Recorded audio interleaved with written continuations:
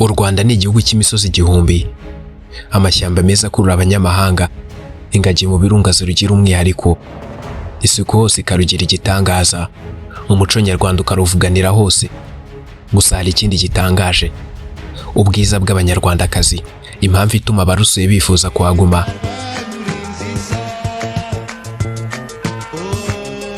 Nibyo koko u Rwanda rufite abari n'abategarugori b'icyitegererezo beza cyane, ariko uyu munsi reka tuvuge ku mugore ubasumbye ububasha, First Lady w'u Rwanda, Madamu Jeannette Kagame. Niwe mugore wa mbere ufite ijambo rya nyuma mu gihugu, niwe gasongero k'inzozi za buri mukobwa wese. Muzirikana ko u Rwanda rufite ari uru nta rundi, kandi nta heza haruta iwabo w'umuntu. Ntawe utera ibuye aho ajisha igisabo. Naho abiyemeje kubangamira amahitamo yacu nabo, abo ndavuga abatari n'abanyarwanda, twababwira ngo nibasigeho. Ntawe uyoboye ko bafite byinshi bakwitaho mu bihugu byabo. Baturekere ikirezi cyacu cyera, gato keza Rwanda rwacu. Ni bwiza ku isura no ku mutima niyo agenda urabibona, aravuga tukumvira kuko ni mama w'u Rwanda. Agira igikundiro kidashidikanywaho, giherekejwe n'urugwiro rutavangiye. Impuhwe yifitiye sinakubwira, ishyaka rye n'ubushishozi yabyirukanye ni isomo ryigwa na benshi. Ni umugore w'icyitegererezo wahinduye ishusho y'umunyarwandakazi. Ntibakiri abo guhera mu bikari gusa, bigirira icyizere, bafata ibyemezo ko yabahesheje ijambo mu nzego zose. Mu gihe u Rwanda rwari rwasandagujwe n'icuraburindi, yafatanyije n'umutware we mu kugarura umucyo n'icyizere mu banyarwanda. Bararusanasana sinakubwira, basanze ibyasandagujwe bubaka ibishya, bari mu Rwanda rushya. Ubyumve neza, Jeannette Nyiramongi ni intwaro y'ibanga, n'impamvu ituma His Excellency Paul Kagame atajya acika intege mu buzima, amubera ingabo mu bitugu n'umusego mu bihe bikomeye. Ese nyuma y'ibi byose, Madamu Jeannette Kagame ni muntu ki? Ubundi se akomoka he? Akomoka kuri inde? Amateka ye ni ayahe mu by'ukuri? Waba wibaza ku rukundo rwe na nyakubahwa Paul Kagame, umusanzu we ku mugabane wa Afurika? Ayo matsiko yose ufite reka nyakumare. Mbahaye ikaze ku muyoboro Imana bakanimuha amateka agoretse agororoka, ukuri nyako n'inyoma mwabwiye mutabizi byose bijya habona. Mbahaye ikaze kuri Mira Rwanda, isoko y'ibyegeranyo bicukumbuye n'amakuru agezweho kandi izi utasanga ahandi. Giye muri kumva aka kanya, ndi Penel umuvandimwe. Niba ari ubwa mbere dukurikiye turakwishimiye, nanone ikaze.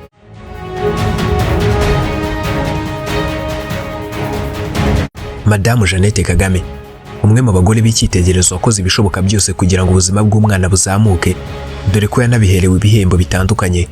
Jeannette Kagame yabonye izuba ku wa 10 Kanama mu 1962, nyuma y'igihe gito cyane Rwanda ruhawe ubwigenge. Madamu Jeannette Kagame ni umukobwa w'umutware Ronald Murefu, mwene Rwabinigabiga watwaye igitega muri sheferi y'Ubufundu muri Gikongoro. Yatabarutse ku wa 20 Nzeri mu 1994. Nyina ni Mukayiranga Konsesa. Kubera amateka mabi yaranze u Rwanda ashingiye ahanini ku ivanguramoko, Jeannette Kagame n'umuryango we babaye mu buhungiro, ari naho yize amashuri ye mu bihugu nk'u Burundi na Kenya.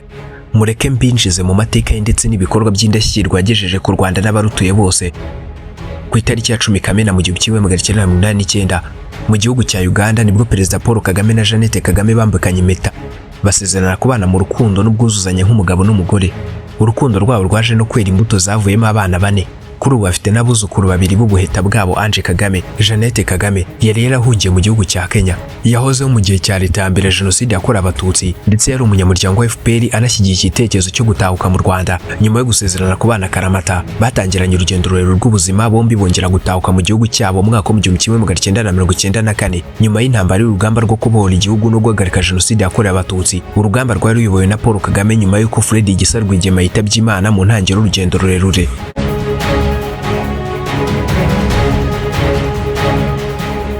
Mu gihe nyakubahwa Paul Kagame yari akomeje ibikorwa byo kugarura umutekano mu gihugu no guharanira ubumwe n'ubwiyunge mu Banyarwanda, ku rundi ruhande Jeannette Kagame nawe yagiye agaragara mu bikorwa bitandukanye bijyanye no gufasha, birimo guteza imbere uburenganzira bw'umugore, uburezi, imibereho myiza y'abaturage, cyane cyane imfubyi n'abapfakazi bari barazahajwe na Jenoside yakorewe Abatutsi. Kuva ku itariki ya 24 Werurwe mu 2000, nibwo Jeannette Kagame yinjiye mu mateka y'u Rwanda n'isi muri rusange nka First Lady cyangwa se Première Dame, nyuma y'uko umugabo we Paul Kagame we perezida wa 6 w'u Rwanda.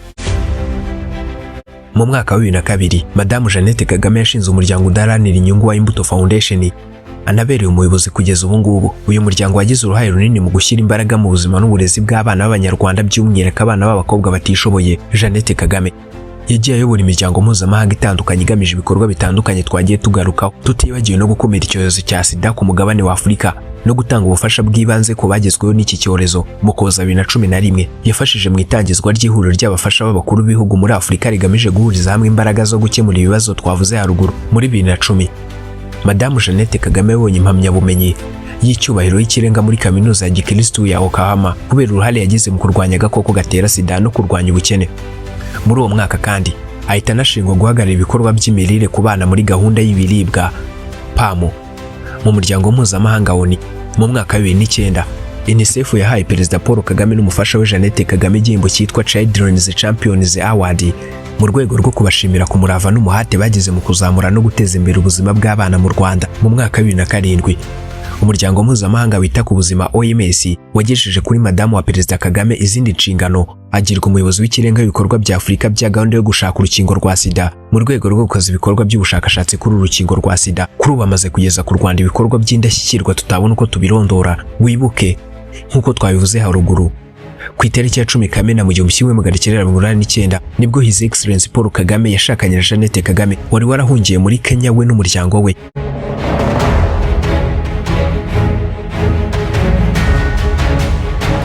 Ubukwe bwabo bwabereye mu gihugu cya Uganda. Ubu bafitanye abana 4, abahungu 3 n'umukobwa umwe. Imfura yabo ni Ivan Cyomoro Kagame, ubuhetane Ange Ingabire Kagame, hagakurikiraho Ayane Kigenza Kagame n'umuhererezi Brian Kagame. Ku mugoroba wa tariki 18 Nzeri muri 2015 mu mujyi wa Los Angeles muri Leta Zunze Ubumwe za Amerika USA, ubwo hizihizwaga ibirori ngarukamwaka ku nshuro ya 4 by'umuryango Heifer International ugamije kurwanya inzara n'ubukene. Ubwo Madamu Jeannette Kagame First Lady w'u Rwanda yagaragazaga uburyo inka yagize akamaro gakomeye mu mibereho y'Abanyarwanda benshi nawe arimo, ni nabwo yahishuye ko ikintu cya mbere yazimaniye Paul Kagame bagihura bwa mbere ari inkongoro y'amata. Madamu Jeannette Kagame yagize ati, mu myaka myinshi ishize yari yaje mu ruzinduko yaherekejwe n'inshuti nk'uko bisanzwe mu muco wacu. Nabasabye ko tubazimanira ariko arabyanga, rwose yarabyanze pe. Ariko nubwo nari narakuriye mu buhungiro, nari nzi ko mu muco wacu nyarwanda waba muto cyangwa mukuru amata yakirana urugwiro n'ibyishimo.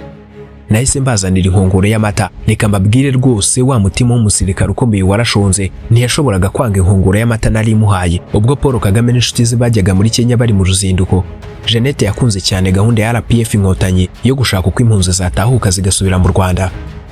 Bakomeza umubano wabo igihe kiragera bararushinga, bakora ubukwe bwabereye muri Uganda aho bakomeje kubana mu buhungiro kugeza ubwo bagarukana mu Rwanda nyuma yo kubohora u Rwanda no guhagarika jenoside yakorewe Abatutsi muri Mata mu 1994 bikozwe n'ingabo zari ziyobowe na Major General Paul Kagame waje kurahira kuba Perezida wa Repubulika y'u Rwanda kuva muri 2003 kugeza magingo aya. Muri make uyu muryango w'intangarugero umaze kugeza u Rwanda ku ruhando mpuzamahanga. Nge nahancumbikiye. Mwakoze kubana nanjye. Wifuza ko hari undi muntu twazakubwiraho wabyandika muri comment. Wifuza ko tukwamamariza ibikorwa byawe, ushobora kuduhamagara kuri 0787752315.